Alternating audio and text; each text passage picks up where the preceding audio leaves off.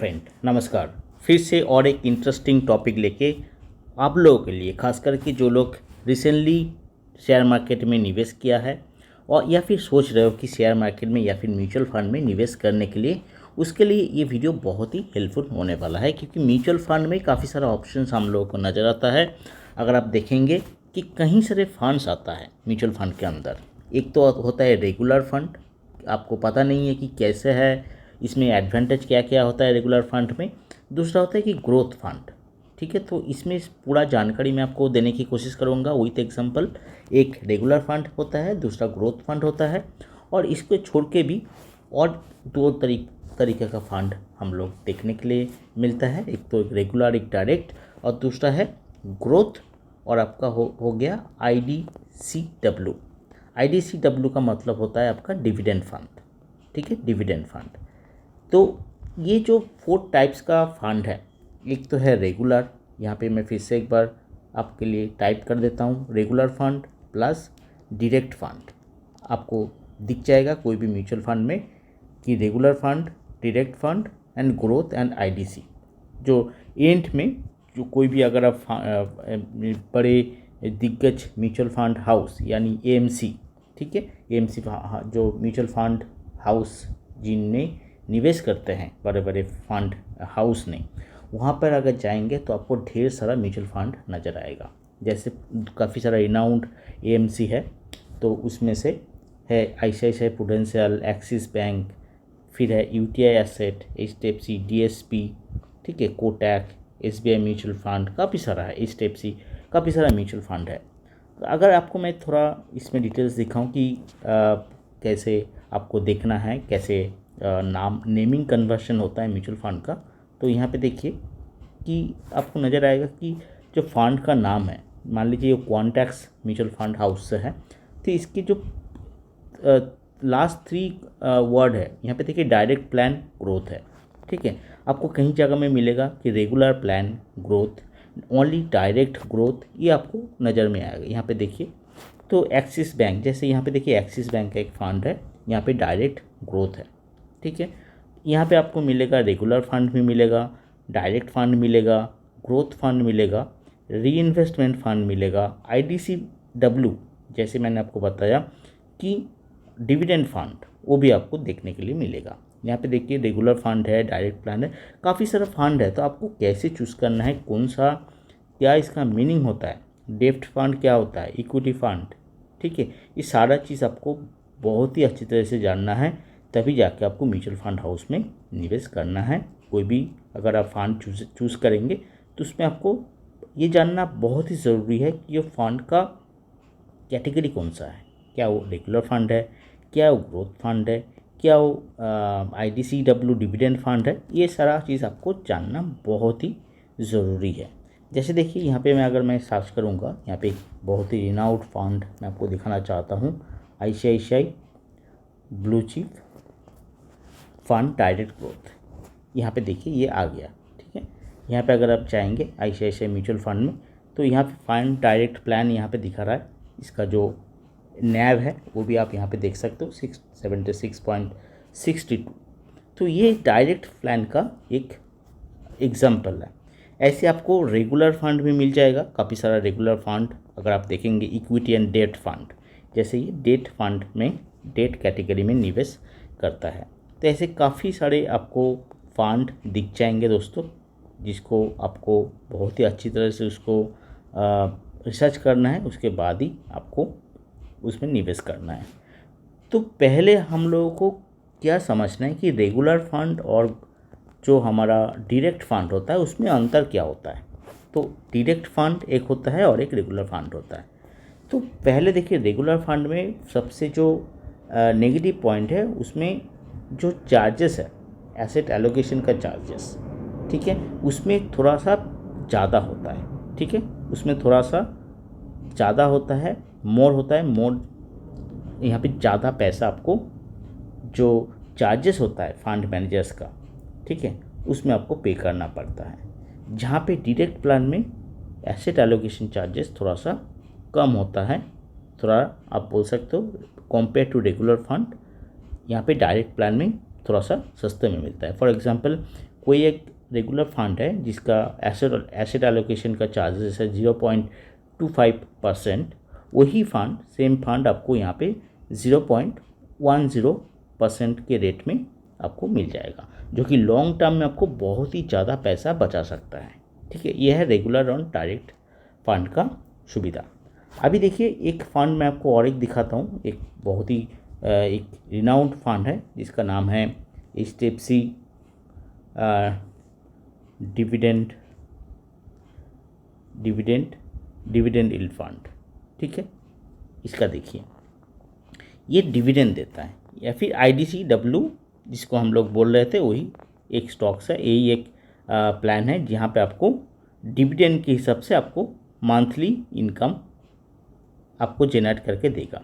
ठीक है, तो ऐसे HDFC से है, ICICI से है।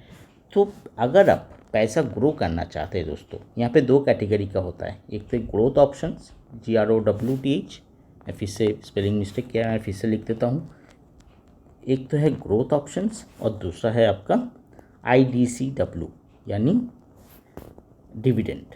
ठीक है, अच्छा आपको मैं IDC का फुल फॉर्म भी दिखा देता हूँ, IDC का क्या फुल फॉर्म है।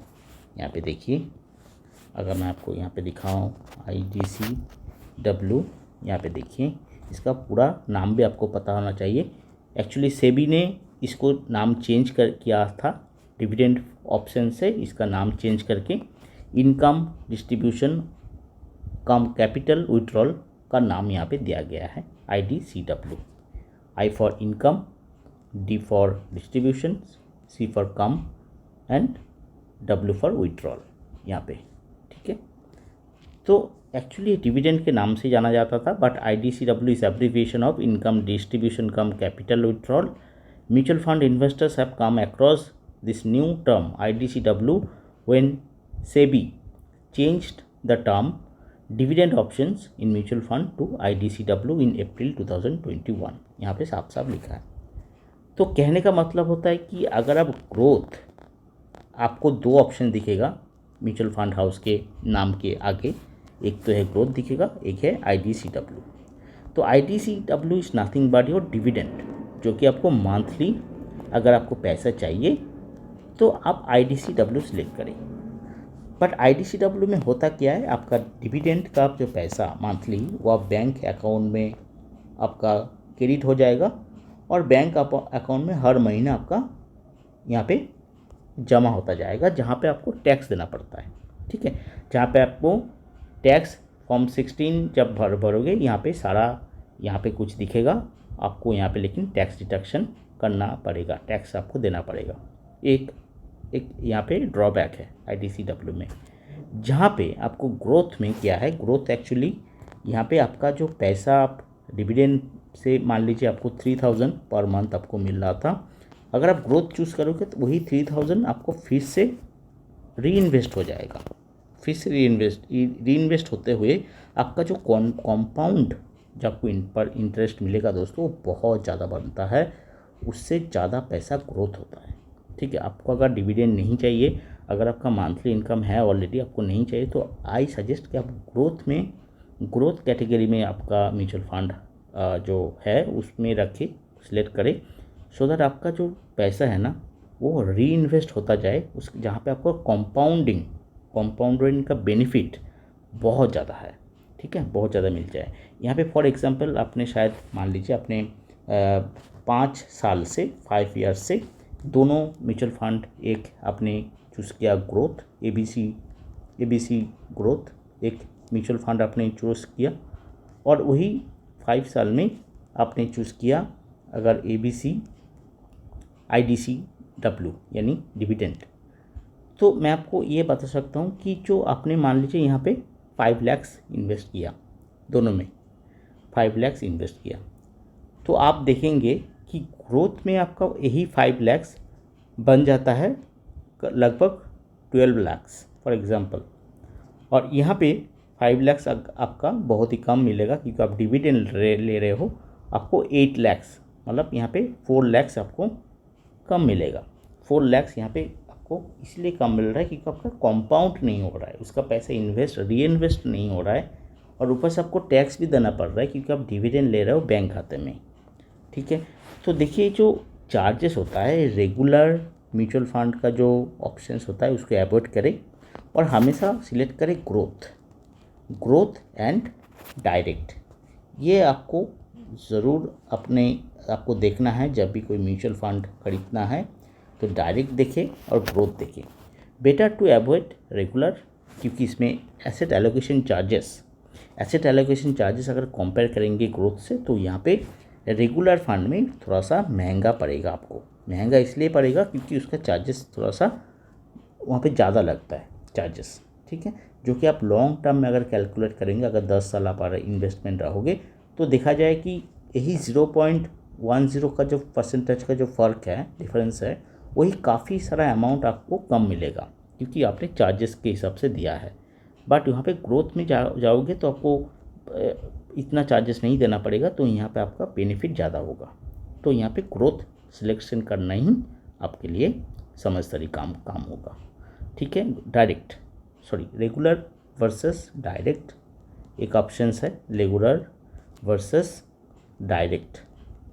ठीक है, और एक है आपका जो है ग्रोथ वर्सेस आपका जो है वो है IDCW यानी डिविडेंड।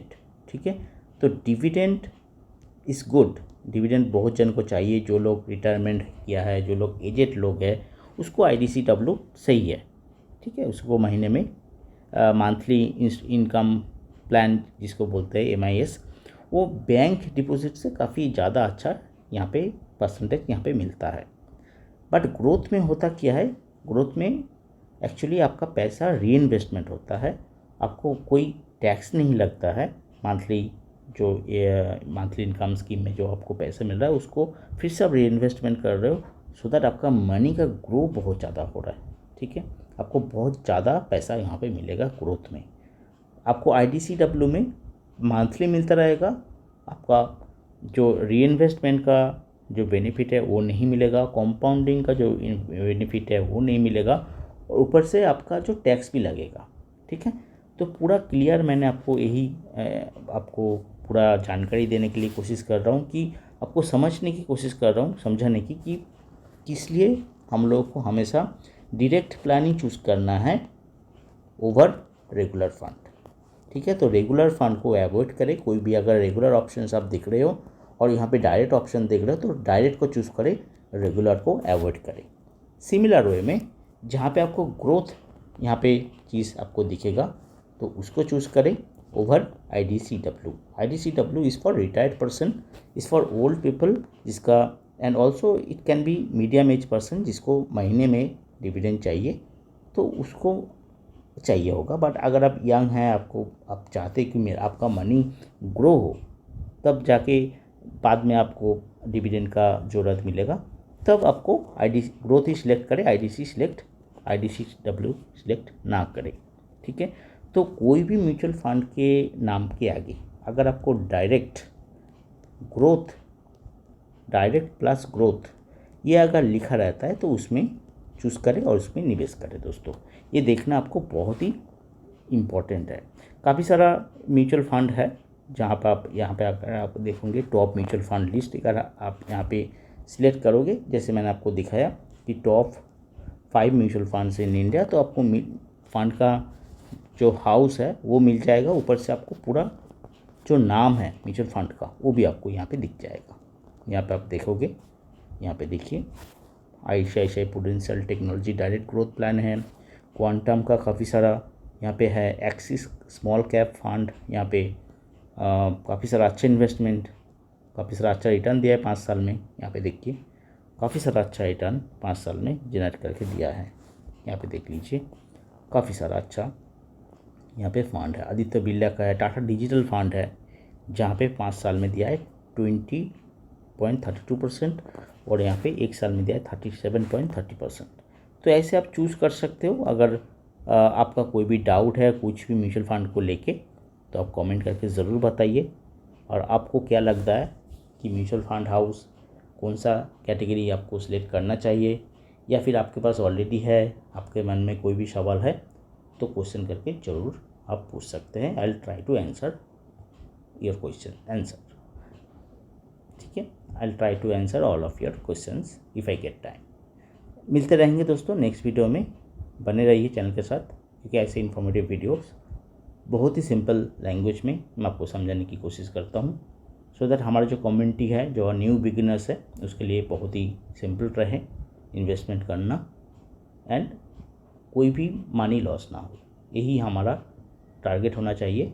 छोटे छोटे small investors they earn hard money, ठीक है। बहुत डिफ़िकल्टी से उन लोग पैसा कमाते हैं, उसका कैसे सेव कट करना है, कहाँ पे बेस्ट तरीके से उसको इन्वेस्टमेंट करना है, यही हमारा टारगेट रहता है हमेशा। Thanks for watching this video. मिलते हैं नेक्स्ट वीडियो में।